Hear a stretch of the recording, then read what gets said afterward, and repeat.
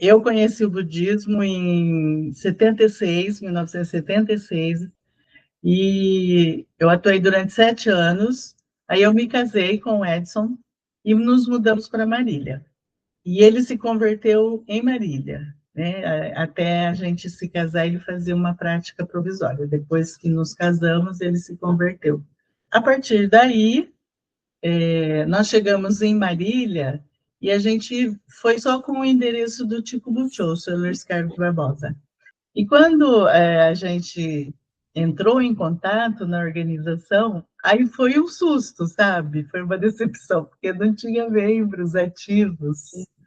Só tinha o seu Luiz Carlos, a senhora Quinha, quem foi eu, só ela, o marido na época estava afastado, e a senhora Horikawa, era os três que eu encontrava. Tinha a Márcia também, a Márcia Itawa.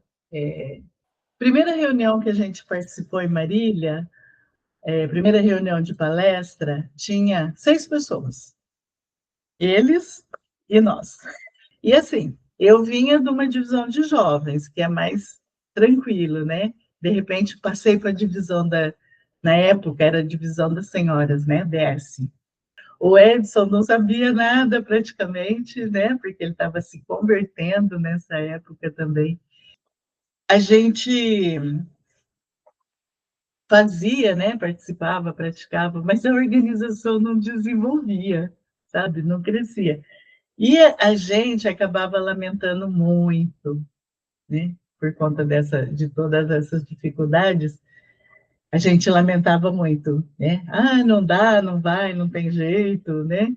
A ponto de o dirigente central na época, que era o senhor Amado, ele falar assim para a gente que se Marília não desenvolvesse, ela ia passar para bloco de Goimbê. Aí nós ficamos apavorados. Já pensou? Nós somos uma comunidade, nós vamos passar. Já está difícil, nós vamos passar bloco de Goimbê. Aí que a coisa vai pegar mesmo, né? Então, mas na realidade, esse aperto do seu Yamato foi o que fez a gente decidir. E aí nós objetivamos que Marília iria crescer a qualquer custo. Essa foi a nossa decisão, nós 3. A organização não tinha jovens, nenhum jovem. O que nos movia era, assim, o espírito de jamais desistir, porque era muito desafiador tudo, né?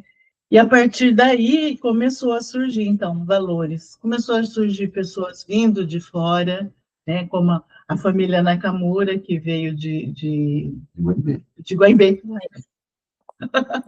Né, a família Nakamura, a família Endo, e começou a aparecer também membros que mudavam, né, para Marília de um lugar de outro. Chegou a Nália, com o André, que era bebezinho. Então, a gente foi realmente ficando feliz, sabe? Cada pessoa que chegava, porque a gente aprendia assim, o senhor Amado sempre falava que se não tem, surge.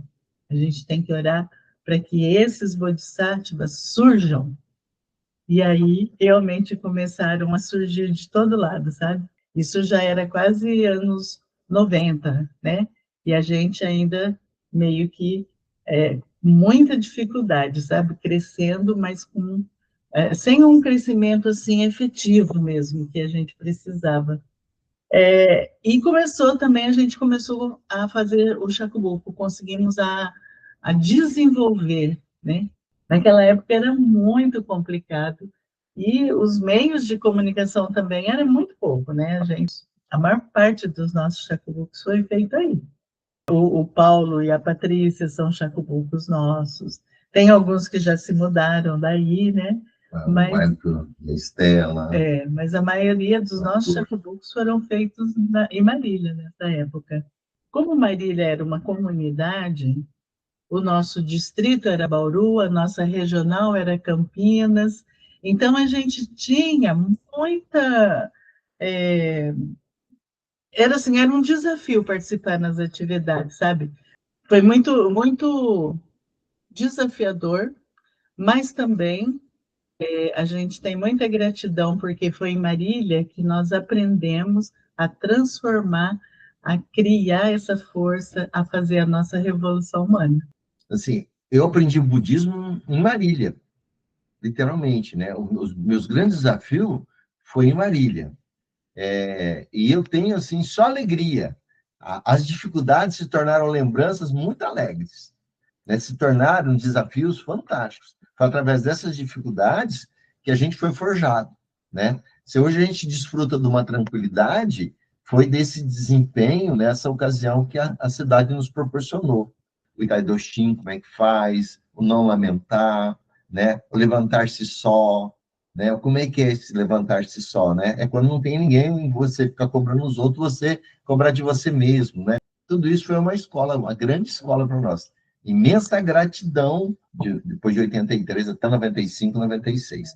E aí, você perguntou assim, que lembranças que a gente tem dessa época, né? E aí a gente estava relembrando hoje várias coisas, né? Eu já tinha carro, mas era um carro coitado.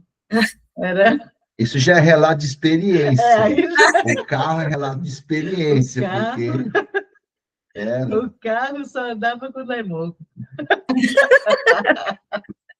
Era assim. As histórias de luta dos bastidores eram fenomenais. Era Isso que eu falo, ótimo. que o grande desenvolvimento, através dessas dificuldades é que forjou.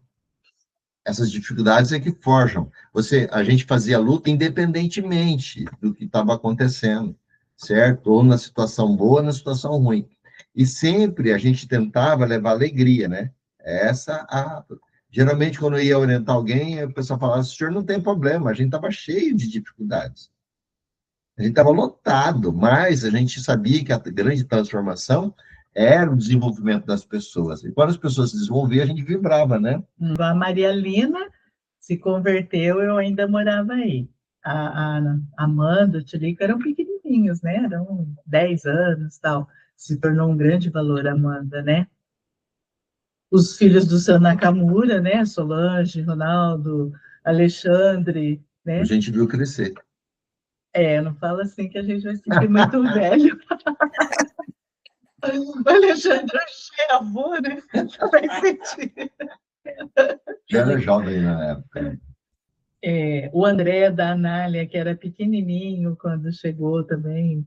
O Paulinho de Ourinhos, era um menininho, né? E a gente viu o grande desenvolvimento que ele teve também na vida, sabe?